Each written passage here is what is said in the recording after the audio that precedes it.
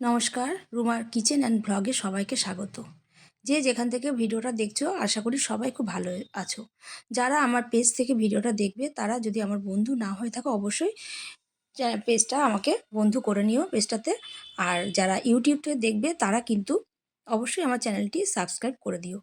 দেখে নাও আমাদের প্রত্যেক দিনের কাজ। আমি সেদিনকে মেয়ের কাছে গেছিলাম। মেয়ের কাছে গিয়ে যথেষ্ট কাজ থাকে মেয়ের ঘরে। এবার কাজকর্ম করে চলে গেছিলাম বাজারে। বাজারে যাওয়ার আগে সমস্ত জামাকাপড়গুলো কেচে ধুয়ে নেড়ে দিয়েছিলাম। এবার একটু দেখে নিলাম সব ঠিকঠাক আছে নাকি, গুছিয়ে গাছিয়ে তোমাদের সামনে আমার মুখটা একটু তুলে ধরলাম। অবশ্যই আমার ভিডিও তোমাদের ভালো লাগলে আমাকে কিন্তু পাশে থেকে একটু সাহায্য করবে। এই যে আমি বাজারে চলে গেছি মেয়ের সাথে। মেয়ের পেছন পেছন কিন্তু আমি ভিডিও করতে করতে যাচ্ছি, যেহেতু ও দেখলেই বকা দেবে। এটা লুকিয়ে একটু ভিডিও করে নিলাম রাস্তাটা দিয়ে যাচ্ছি যখন। ব্যাস এই অবধি আমি ভিডিও করে নিয়ে বাজারটা করার সময় ভিডিও আমি তোমাদেরকে দেখাতে পারলাম না, ভিডিও আমি করিনি। ঘরে চলে এসে আমি সবজিগুলো একটু ধুয়ে নেব। দেখে নাও কী কী সবজি বাজার থেকে আমি কিনে নিয়ে আসলাম। যেহেতু মেয়ে আর মা খাবো, বেশি একটা সবজি লাগবে না। 2-1 দিনের জন্য আমি ওর কাছে যাই, গিয়ে একটু বাজার টাজার করে রান্নাবান্না করে ওকে খাইয়ে দিয়ে আসি। ও প্রত্যেকদিন বাড়ি আসতে পারে না।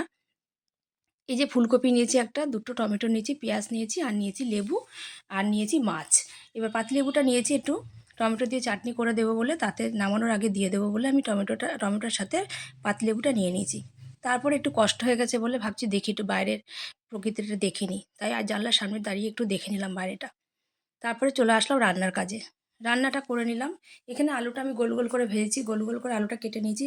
কাটাকুটিগুলো আর তোমাদের কাছে আমি শেয়ার করছি না। আমি নিজে করে নিয়েছি, যেহেতু আমি একা হাতে সব কিছু করছি ভিডিও। আর এই যে আলুটা গোল গোল করে ভেজে নিয়ে তুলে নিয়েছি। এবার ওই প্যানের মধ্যে তেল গরম করে তাতে 5 ফোড়ন দিয়ে আমি টমেটো চাটনিটাও করে নিয়েছি। তারপর করে নেব মাছ ভাজা। মাছটা ভেজে, যেহেতু ফুলকপি আর আলু দিয়ে আমি ঝোল করব, মাছটা কিন্তু ভেজে নিলাম সাথে সাথে। মাছটা ভেজে তুলে রেখে দিয়ে ফুলকপি আলু দিয়ে মাছটা আমি ঝোল করে নেব। দেখে নাও সমস্ত মাছগুলো আমার ভাজা হয়ে গেছে। এবার তুলে রেখে আমি ওই প্যানের মধ্যে তেল দিয়ে যা যা মশলা দেওয়ার দিয়ে দেবো। দিয়ে আমি মাছগুলো ভালো করে কষিয়ে রান্না করে নেবো। তার আগে ফুলকপিটা কেটে ধুয়ে আমি একটু সেদ্ধ করে নিয়েছি। এখানে এই যে আমার সমস্ত মশলা কিন্তু কষিয়ে এসছে। এবার আমি ভাজা ফুলকপিগুলো এই মশলার মধ্যে দিয়ে আর একটু ভালো করে কষিয়ে নিয়ে একটু জল ঢেলে দেবো। জল ঢেলে ফুটিয়ে নেওয়া হয়ে গেলে, ফোটানো হয়ে গেলে আমি মাছগুলোকে ওই ঝোলের মধ্যে ছেড়ে দেবো, দিয়ে একটু উল্টে পাল্টে রান্না করে নেব। ঝোলের কালারটা কিন্তু দারুণ এসেছিলো। ঝোলটাও খেতে সুন্দর হয়েছিল, খুব ভালো লেগেছিল। এগুলো আমাদের নিত্য নতুন কাজ নয়, এটা প্রতিদিনের কাজ আমাদের। প্রতিদিন আমাদের এগুলো করতে। আর শীতকালে তো একটু কষ্ট হয়ে যায় রান্নাঘরে রান্না কাজ করার সময়। এই যে রান্নাগুলো আমার হয়ে গেছে। এবার আমি আর মেয়ে খেতে বসে গেছি। টমেটো চাটনি করেছি, এখানে আলু ভাজা করেছি। ও বলল মা একটু মাছ ভাজা রেখো, মাছ ভাজা রেখে দিলাম। মাছের ঝোল করেছি ফুলকপি দিয়ে, আর ভাত। সাথে একটু পেঁয়াজ লাগে, পেঁয়াজ নিলাম। নিয়ে খাওয়া দাওয়া সেরে একটু রেস্ট নিয়ে নিলাম। রেস্ট নিয়ে বিকেলবেলা একটু বেরিয়ে পড়লাম। বিকেল ঠিক না, সন্ধ্যের সময় বেরিয়ে পড়লাম একটু বাজারে। একটু কেনাকাটা ছিল, চলে গেলাম বাজার করতে। বাজার করে এসে, বাজার বলতে একটু কেনাকাটা ছিল, সেগুলো কেনাকাটা করে এসে এখানে একটুখানি খাবার অর্ডার করলো মেয়ে। বললো মা একটু মোমো খাই। মোমো অর্ডার করলো। এই যে দেখতেই পাচ্ছ তোমরা, মেয়ে মোমো অর্ডার করে এসে আমি আরও একটু বসলাম। ওই ভাইটা আমাদের মোমোটা রেডি করছিল।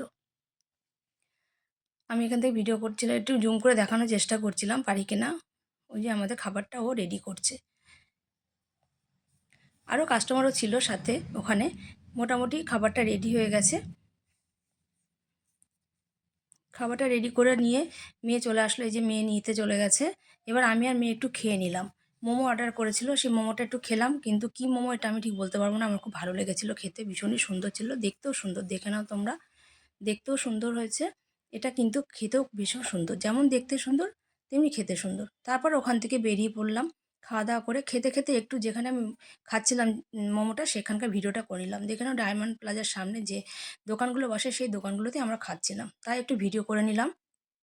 এবার বেরিয়ে পড়লাম ওখান থেকে বাড়ির উদ্দেশ্যে। একটু বৃষ্টি হচ্ছিল, ভেজা ভেজা রাস্তা ছিল। তারপর সামনে ছিল মিষ্টির দোকান, একটু মিষ্টি নিলাম। এখানে ব্লগটা শেষ করছি। তোমাদের যদি আমার ভিডিওটা ভালো লেগে থাকে অবশ্যই একটু পাশে থেকে লাইক করে দিও। সবাই ভালো থেকো, সুস্থ থেকো, সাবধানে থেকো।